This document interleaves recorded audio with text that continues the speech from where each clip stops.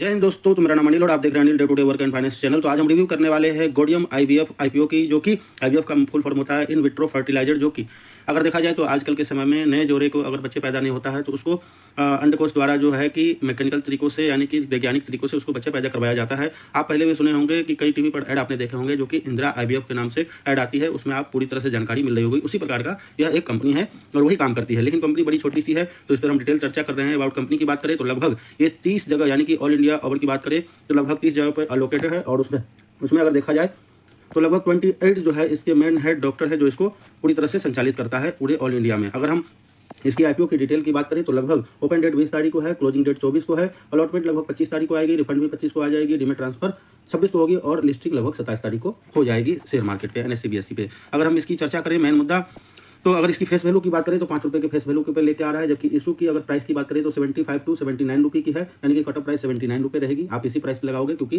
छोटा सा इशू है तो फुली सब्सक्राइब हो जाएगी, तो आपको कटअप प्राइस ही लगानी चाहिए। अगर लॉट साइज की बात करें तो 189 शेयर का लॉट है। इशू साइज की बात करें तो 165 करोड़ की इशू है, जिसमें से फ्रेश इशू 90 करोड़ का है, जबकि ऑफर फॉर सेल की बात करें तो 75 करोड़ का है। जबकि अगर मार्केट कैप की बात करें तो सिर्फ 575 करोड़ का ही मार्केट कैप बनेगा, जो कि बहुत ही छोटा मार्केट कैप है, यानी कि ये छोटी सी कंपनी है देखा जाए तो। लिस्टिंग की बात करें तो NSE BSE दोनों पे होने वाली है। रजिस्टर्ड इसका बिग शेयर सर्विस लिमिटेड है। अगर हम इसकी ग्रे मार्केट की बात करें तो सुबह में लगभग 20% के आसपास दिखा रहा था और अभी दिखा रहा है लगभग 15% के आसपास, और लगभग 12 से 14 रुपये का प्रॉफिट दिखा रहा है। तो प्रीमियम वाइज तो सही लग रहा है, वैसे भी छोटी कंपनी है तो लिस्टिंग अच्छी खासी हो सकती है, ऐसा मेरा मानना है।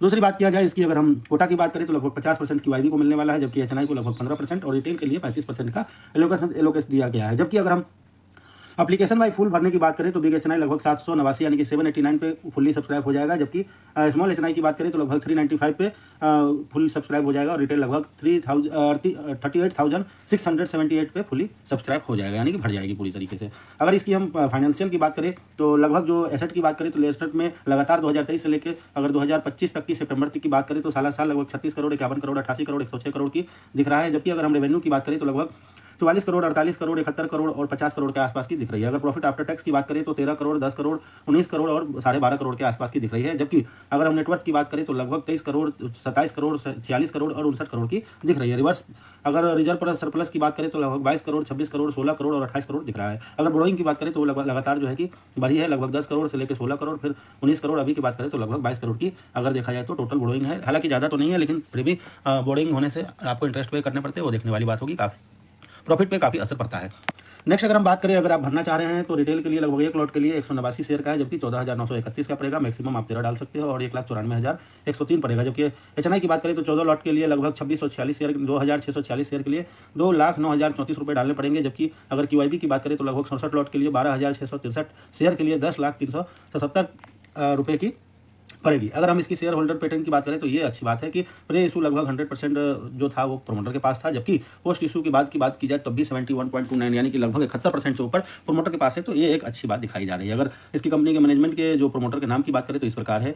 और आगे हम बात करते हैं तो नेक्स्ट जो बात करेंगे ऑब्जेक्ट ऑफ इशू, तो ऑब्जेक्ट ऑफ इशू की बात की जाए तो ये जो मुख्य रूप से फंडिंग, कैपिटल एक्सपेंडिचर और न्यू IVF सेंटर खोलने के लिए 50 करोड़ की जरूरत है, जबकि प्रीपेमेंट एबिलिटी कंपनी के लिए लगभग और कुछ आउटस्टैंडिंग क्लियर करने के लिए भी ये 20 करोड़ चाह रहा है, बाकी कुछ जो है जनरल कोकर से लिया जाएगा।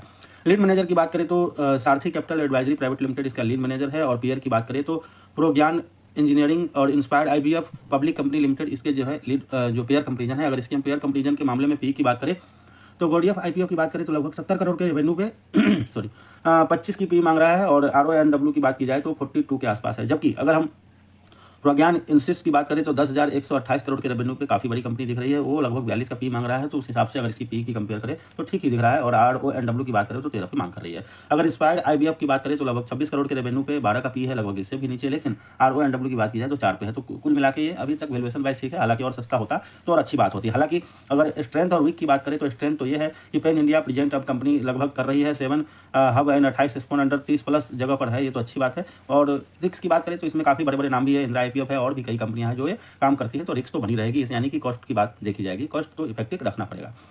अप्लाई करना है कि नहीं करना है, तो मैं अगर सच बताऊं तो मैं फिलहाल अप्लाई के लिए ही जाना चाह रहा हूं, क्योंकि छोटी कंपनी है और अगर अभी 15% दिखा रहा है, हो सकता है कि ये कुछ बढ़े, क्योंकि अभी लिस्टिंग प्लेयर कुछ है नहीं इंडिया में, अभी दूसरी जगह लिस्टिंग है। तो अभी फिलहाल जो है मैं अप्लाई के मूड में ही हूँ, बाकी मैं आखिरी दिन में ज़्यादातर डिसीजन बनाऊंगा। नोट अप्लाई की मेरी मूड थोड़ा कम है, अप्लाई में करने वाला हूँ। अगर 4 IPO है तो उसमें से ये पहली IPO होगा जिसमें मैं अप्लाई करने का सोचूंगा। इसी के साथ मैं अपना वक्तव्य समाप्त करता हूँ। जय हिंद दोस्तों।